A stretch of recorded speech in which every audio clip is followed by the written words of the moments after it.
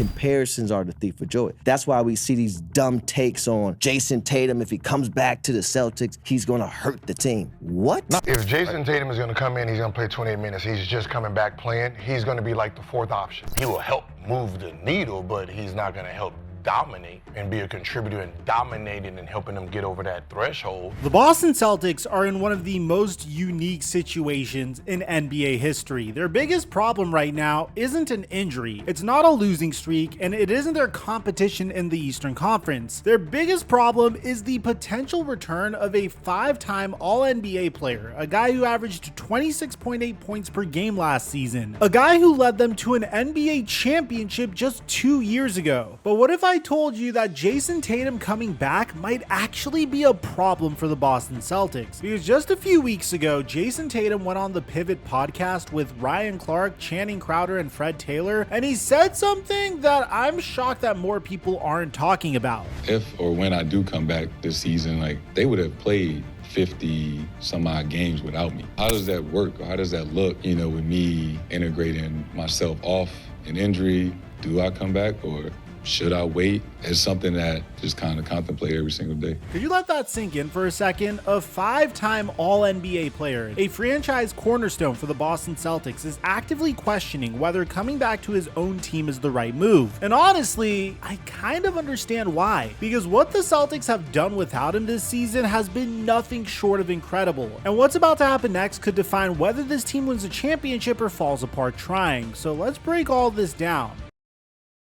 Mic check 1 2 1 2. What's going on, everybody? Let's rewind for a second, because to understand why this is such a wild situation, you need to understand what happened to this team. Last May, Jayson Tatum ruptured his Achilles tendon in Game 4 of the Eastern Conference semifinals against the New York Knicks. That is one of the most devastating injuries in all of sports. Kevin Durant missed an entire season with it. Damian Lillard and Tyrese Halliburton both tore their Achilles around the same time and are sitting out the entire year. The expectation was that Jayson Tatum was done for the 2025-26 season, period. And what did the Celtics do in response? They basically blew their championship core up. They traded Kristaps Porzingis, they traded Drew Holiday to Portland and got back Anthony Simons, they let Al Horford walk in free agency, Luke Cornett gone. This team went from being the defending champions to looking like they were headed for a rebuild. The core that won Banner 18 in 2024 was scattered. People looked at this roster and said this was going to be a gap year, a lottery team. Most pundits projected them to be a play-in team before the season started. And now look at where we are. The Boston Celtics are currently sitting at 35-19. They're second in the Eastern Conference. They have the second best offensive rating in the entire NBA at 121, and the third best net rating at plus 7.6. Since December 1st, they've owned the best record, offensive rating, and net rating in the NBA. I mean, nobody predicted that this Boston Celtics team would be this good without one of their best players.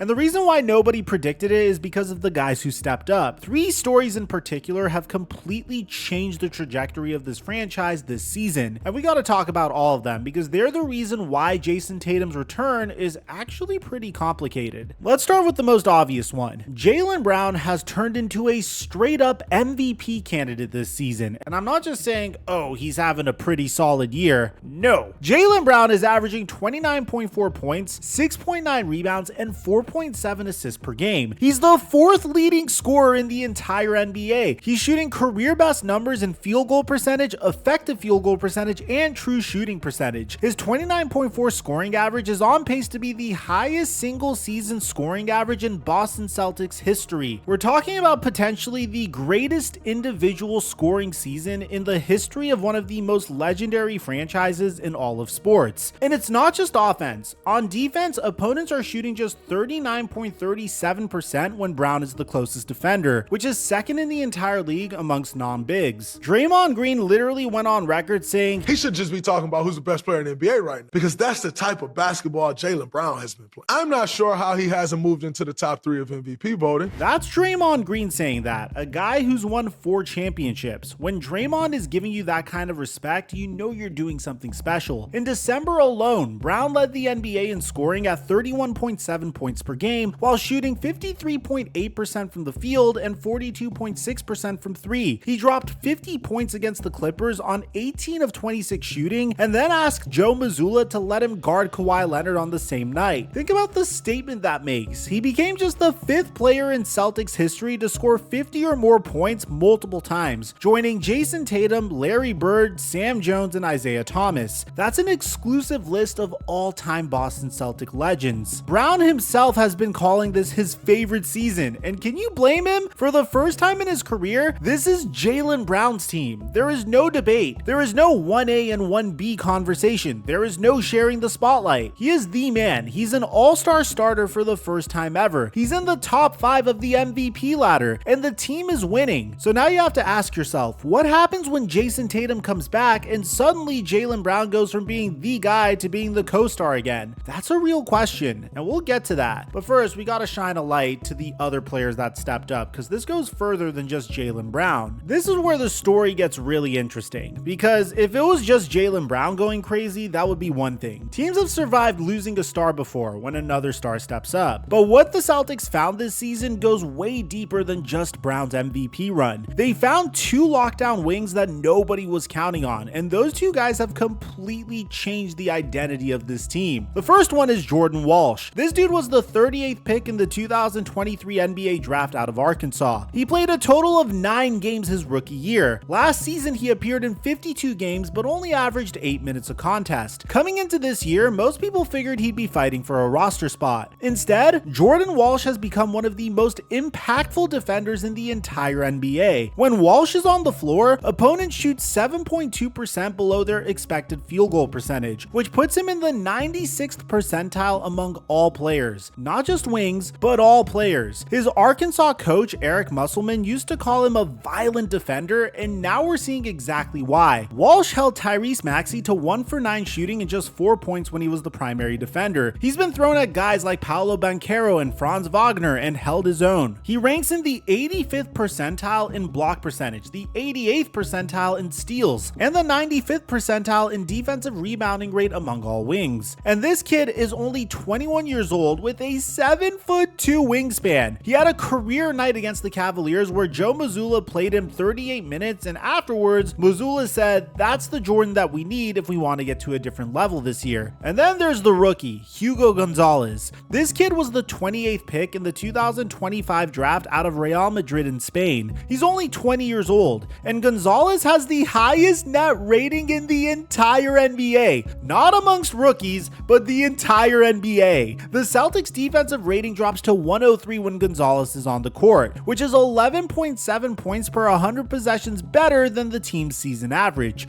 He has the best total plus minus among all rookies at plus 111. He's shooting 47.1% from the field and playing with an energy that's infectious. Mazzulla keeps finding more and more minutes for this kid because every time he's on the court, good things happen. Gonzalez ranks in the 88th percentile in perimeter isolation defense, the 86th percentile in pickpocket rating, and the 79th percentile in passing lane defense as a 20-year-old rookie. He hit a game-tying corner 3 in overtime against the Nets that Mazzulla specifically put him in the game to take. He's the only Celtics rookie since Jayson Tatum himself to post a game with at least 10 rebounds and 2 blocks at age 19 or younger. Think about what that comparison means in the context of this conversation. So now you've got Walsh and Gonzalez flanking Brown on the wings, giving the Celtics this swarming, suffocating defensive identity that they built from the ground up this season. This isn't just role players filling minutes. This is a new identity, and that's exactly what makes this Jayson Tatum situation so complicated.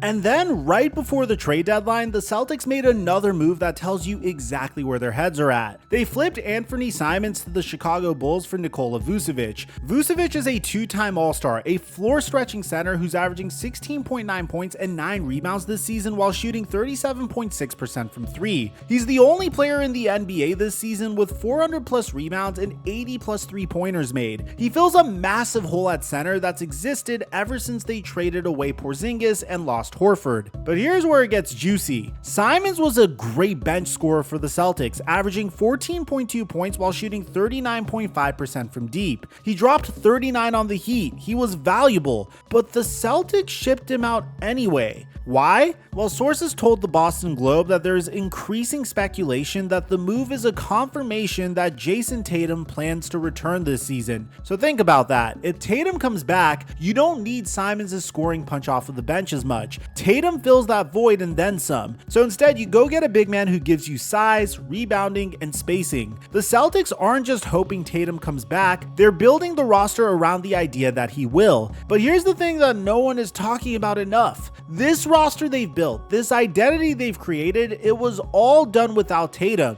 And that's where the real drama begins.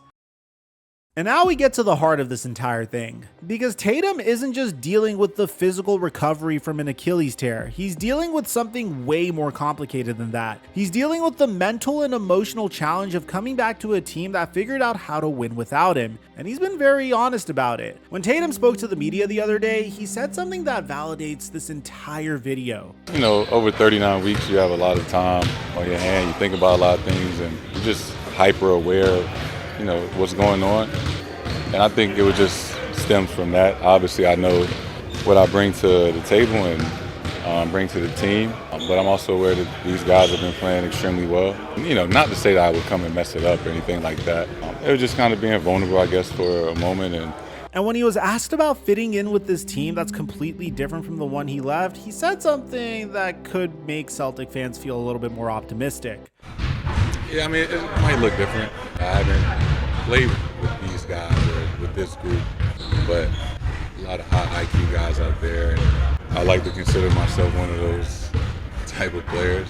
We professionals will figure it out. Now, I want to believe him. I really do. But we gotta be honest for a second, because history tells us this is not always easy. And Boston Celtic fans know this better than anyone because they've lived through this exact nightmare before. Remember the 2018-19 Celtics? That team had Kyrie Irving, Jayson Tatum, Jaylen Brown, Al Horford, Marcus Smart, Terry Rozier, Marcus Morris, and Gordon Hayward coming back from his devastating ankle injury. That team was loaded on paper. They were supposed to challenge the Warriors for a championship, and they completely imploded. They lost in the second round to the Bucks in 5 games, and the whole season was a chemistry disaster. Now, there were a lot of reasons that team fell apart, and the Tatum situation isn't a perfect comparison, but the parallel that matters is this. Hayward came back to a team that had built an identity without him. The young guys like Tatum and Brown and Rozier had taken those Game 7 and conference finals minutes and made them their own. And when Hayward came back and suddenly everybody had to adjust their roles and their minutes again, it created friction.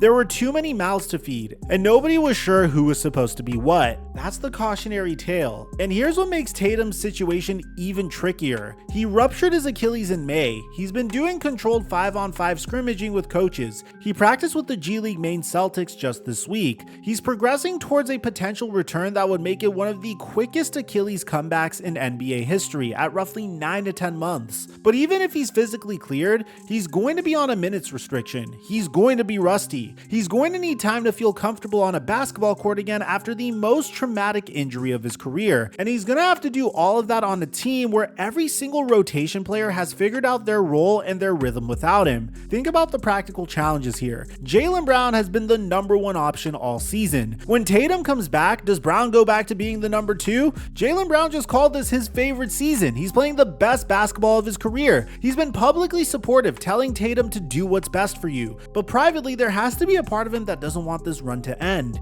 Derek White has been averaging 17.4 points and 5.5 assists as the second scorer. Peyton Pritchard moved into the starting lineup and dropped 42 on the Cavaliers in November. Walsh and Gonzalez have earned every single minute they're playing. Where do Tatum's 30+ minutes a night come from? Somebody's role is about to change. Somebody's minutes are about to shrink. And the last time that kind of upheaval happened to a Celtics team, it didn't end well. Even Charles Barkley weighed in, saying this on Inside the NBA. I got a bad feeling that Jayson Tatum is coming back. Normally, when guys have an Achilles, they're out for a year. I'm like, yo, man, this dude out here dunking and everything. So here's the $1 million question. What do the Boston Celtics do here? Well, there are 3 paths that they can move forward with, and none of them are really perfect. Path number 1. Tatum comes back for the regular season stretch run. He plays limited minutes and they try to integrate him before the playoffs. This is probably what's going to happen. Mazzulla has already said he looks at disruption as a positive. He said he'll come back and just make us better. If we get him back, we're just going to be a better team. And there's just no ifs, ands, or buts about that. And Brad Stevens has said the best time for Tatum to return is when he's 110% healthy. He's fully cleared by everybody that matters, and he's got great peace of mind. The upside here is obvious. You're adding a 5-time All-NBA player to the 2nd seed in the East. On paper, that makes you a championship favorite. The downside is the integration period. How many regular season games does he get before the playoffs? 10? 15? Is that enough to build chemistry with a brand new team while shaking off 9 months of rust from an Achilles injury? Path 2 is Tatum sits out the entire season and comes back fully healthy for next season. Chris B. Haynes reported that Tatum is reevaluating the situation and is considering sitting out the entire season. And there's logic to this. Kevin Durant took 18 months to come back from his Achilles tear. Klay Thompson missed over a year. Why risk a setback when you have your whole career ahead of you? But the counter argument is this. The Celtics are legitimate contenders right now. The Eastern Conference is wide open. And with Tatum, this team goes from dangerous to the favorite. Can you really sit and watch from the bench while your team is fighting for a championship? And then there's path number 3. This is the one that nobody wants to talk about, but everybody's thinking about. Tatum comes back and it doesn't work. The minutes distribution gets messy. The chemistry that made this team special gets disrupted. Guys who earned their roles feel pushed aside. And the Celtics go from a cohesive, hungry underdog team to a disjointed group trying to figure things out in April and May. This is the ghost of the 2018-19 Celtics. This is the Gordon Hayward scenario all over again. I don't think this is the most likely outcome, but you'd be lying if you said it was impossible. Now here's my take, and feel free to disagree in the comment section. I think Tatum has to come back this season if he's healthy enough to play. I really do, because as special as this season has been, Jayson Tatum at even 80% makes the Celtics a better basketball team. He's one of the most versatile offensive players in the league. He can play on ball or off ball. He can spot up, he can post up, he can run the pick and roll. He doesn't need the ball in his hands to be effective. He's not Luka Doncic or James Harden. Jayson Tatum is one of the most malleable all-stars in recent memory. He can adapt to different roles, and he's done it his whole career. But I also think how Mazzulla handles this is going to be the most important coaching job in the NBA this season. You can't just throw Tatum out there for 35 minutes a night and tell everyone else to figure it out. You have to be smart. You have to be gradual. You have to make sure Brown keeps his confidence and his rhythm. You have to make sure Walsh and Gonzalez still feel like they're valued. You have to convince Tatum that even on a minutes restriction, even if he's not the number one option every night, his presence makes everybody else better. And that's a coaching challenge that very few people in the NBA could pull off. Joe Mazzulla might be one of them, but we're about to find out. Now, if this is your first time watching one of my videos, make sure you're subscribed, because otherwise you may never see one of my videos on your feed again. And aside from that, I'm your boy Mike, and I'm dropping our mic until our next upload.